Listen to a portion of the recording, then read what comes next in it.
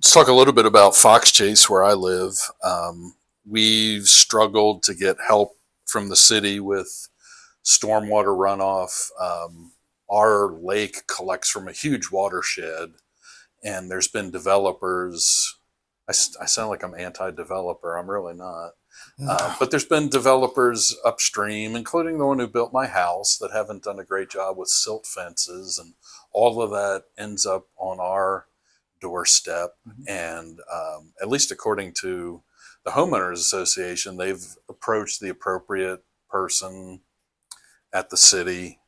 The claim was they talked to our city councilman. I don't know if that was you or the person before you, um, but it's an ongoing issue. Mhm. And I guess you're going to be out in a couple days, and I'm hoping to be able to show you exactly what we have going on there. Amen. We've also had problems with a faulty sewage lift station, and we're Mhm. on Opelika sewer.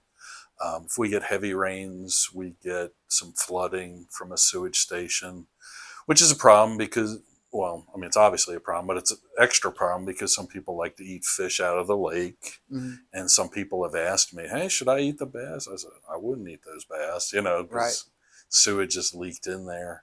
So I guess what should Foxchase be doing to get stronger support from the city?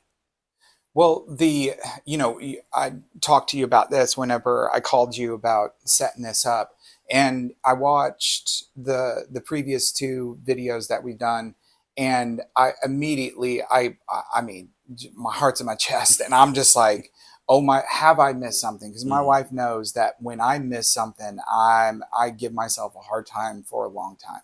Just how could I have missed this? So I went through my emails. I didn't have anything from Foxchase. I reached out to the administration to say, hey, is this an ongoing issue, and what can you tell me about it?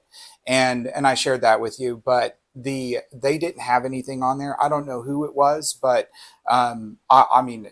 I'll take the blame if y'all need to. But so I've done some work on this in the last couple of days since I found this out. I know that the administration is working on it with Jeff Kappelman. I heard from the engineering department, Scott Parker, and also Matt Mosley with city planning. And the mayor is very aware of it. They're going to be checking on like the silt fencing area. And well, Jeff is not, I don't know what's going to happen, mm, but Jeff said he would look at it. And, but this is a common complaint that we get from a lot of people. The so I'm going to answer this kind of that way. So we're looking at the issue. So it's not all is lost, but we're going to see how we can what we can do to help with that development or the development potential areas in Opelika. That's the number one complaint that I usually get from constituents. That they always say that's protected wetland, and that's the biggest lie that developers tell people because it's not. And if you do not own the property behind or around your house, it probably will get developed. Opelika is growing. But my wife and I fell for that when our first mm. house we lived in. And now, then we had a neighbor overlooking our kitchen. So those are the common issues that we deal with. But I do know that there can be more that's done. There needs to be more oversight for our developers and what they're doing and how they're working. For example, Anderson Lakes, Anderson Lakes neighborhood. There's another neighborhood above it that's getting, usually a couple of years ago they were getting a lot of. I mean, the roads were just red with the silt. And then they got a pond a little bit down further that is always muddy, always red, never clear. And I can understand those frustrations. Right. And whenever I went out there, there's a big 30-foot mound pile of dirt. Well, if it stands longer than 14 days, then they need to grass that so it prevents any erosion and runoff. And those things are seen whenever hey, this is an issue. Having someone go out and look at it. Hey, we found these issues and problems. This is what we can do. But so I know that there needs to be more of that. We have another issue in South Uniroyal with the development between Creekstone and South Lake. They went in there, it was a new developer, a mother and son, and then they found out that there's either a granite vein or something right there. Mm. So they've been doing for 3 years just dynamite blasting, just, jackhammering all from 8 to 5. And it drives people nuts. and there's just been a lot of runoff. It's just not a lot. I'm pretty sure that ends up in our lake too, if you look at a topography Yes, map. sir.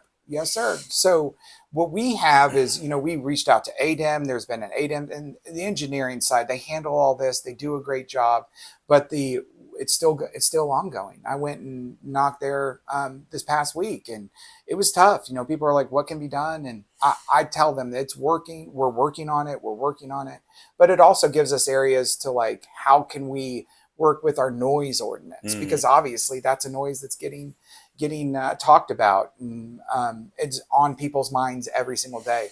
Any stay-at-home moms, the husbands were telling me when they get home, they're just almost don't want to go home, because they're just, everyone is on edge, and it affects, noise will do that. Yeah, it affects people's personal lives. That's what this all is.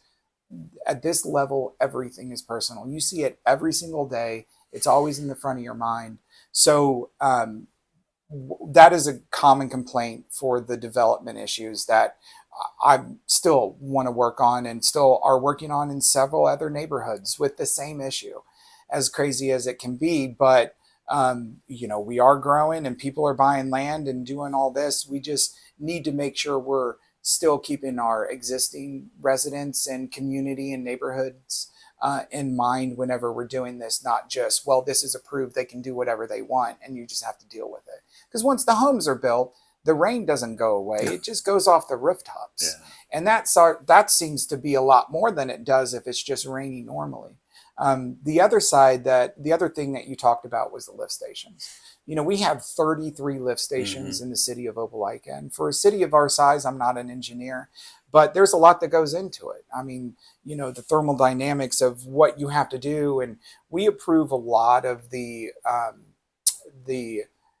any assistance on any of the lift stations, any of the work or revisions that needs to be done, and the upkeep and the maintenance on them. But whenever you do that and you have 33 lift stations that are all talking differently to each other, it's sometimes when you tinker with one, the other one goes up or down, and that causes a problem and goes the other one.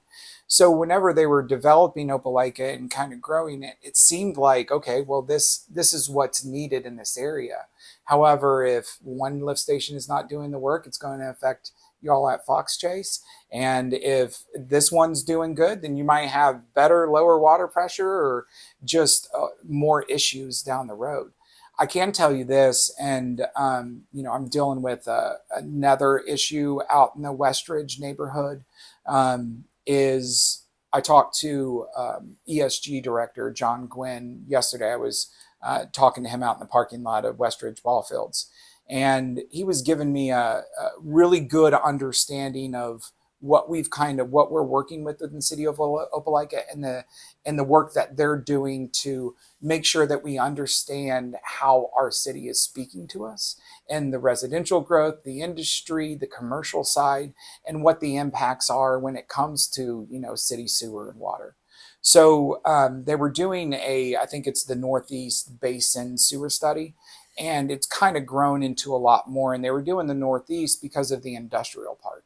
Those sewers go down, the sewer lines go down through residential neighborhoods, and we've experienced some issues there.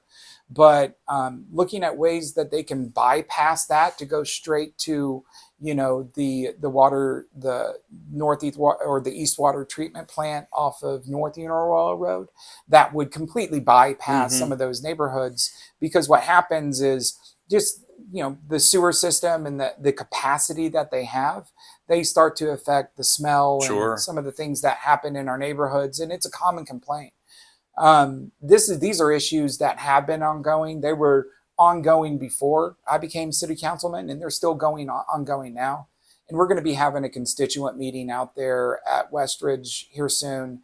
And I'm going to be informing with John Sweatman and John Gwynn, and letting them talk to the constituents and getting an understanding, because I have a lady, Miss Aletha Taylor, and she has this smell that comes up through her pipes. And she is 71 years old and a cancer survivor. And some nights she has been sleeping in her car because the smell is so bad in their house. Wow. So that just broke my heart immediately. And I mean, I stop by her house every week. and give her an update. So, and I was at her house last Sunday and just sniffing around, because in one part of her house it smells, and the other part of her house nothing. And it's hard to really find an idea where it is. But I told her, she's like, well, people were out here a couple months ago and smelling it. I said, listen, three noses are better than one. If we can really get an idea, and if I know what this smells like and I can be able to describe it rather than using someone else's words, that's what I want. I want to go out there. I want to see it for myself, smell it for myself in that case. But more importantly, I told her, I said, Miss Letha, if at any point you need to go get out of your house or anything like that, I need to be your first call. You need to call me. We will put you up in a hotel myself. We will invite you over to our house. You can live in, stay in one of our spare bedrooms, but at no means should she be living in her car. But that is the extent of some of the problems that people can experience. And you want to be like, why didn't you call me?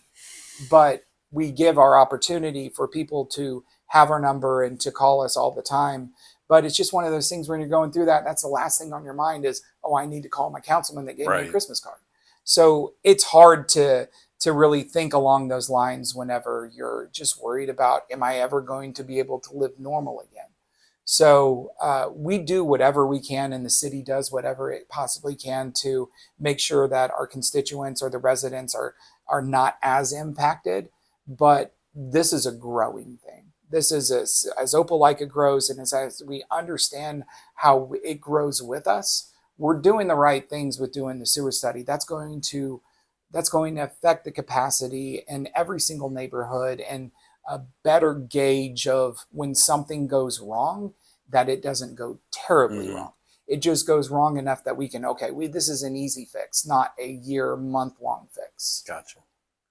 But we're going to still look into that. It's on the radar. And I appreciate y'all talking about it, because that's what I do. Right. I mean, I have a spreadsheet.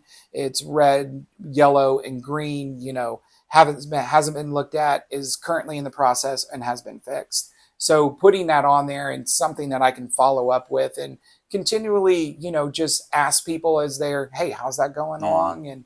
And we have great city departments where they keep us informed.